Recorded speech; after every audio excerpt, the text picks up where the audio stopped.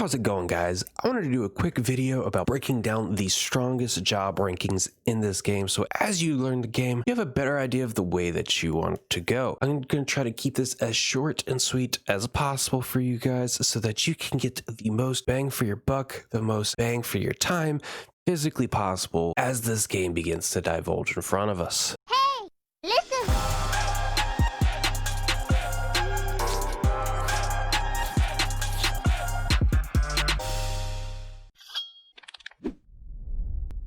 Just do it! Let's quickly go through the strongest jobs. The first and foremost is the Gladiator.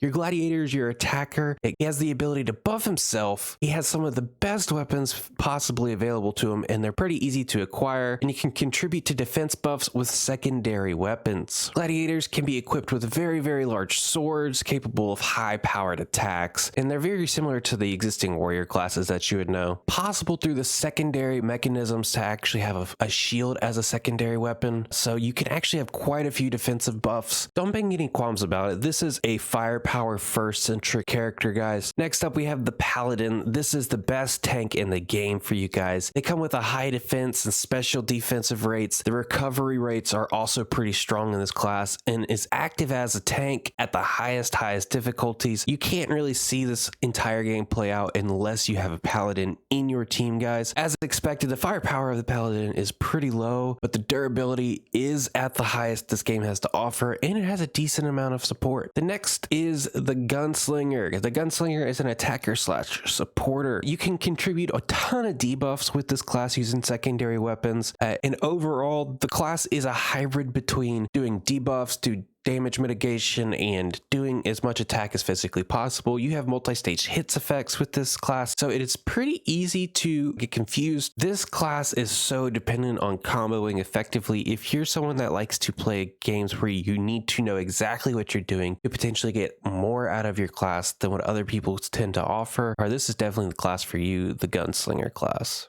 Next is the Gun Knight. The Gun Knight is almost identical to the Gunslinger in terms of what you would expect out of the class. The only difference is that this class isn't as much as a glass cannon, but you do sacrifice a little bit of the firepower to be a little bit more of a standalone unit. So if you expect yourself to be playing a lot by yourself, maybe the Gun Knight is more of your style because it's more of a flatline, more of a straightforward type of class for you to truly understand what's going for you. Next is the Rogue class. As expected with Rogue classes, it is one of the largest firepowers in the game, if not the top. Through this class, you will get insane crits off. You can get insane scaling off. And because of the substat system, because of the sub-weapon system, you can actually take your great swords and attach it as a secondary weapon, despite running around with knives.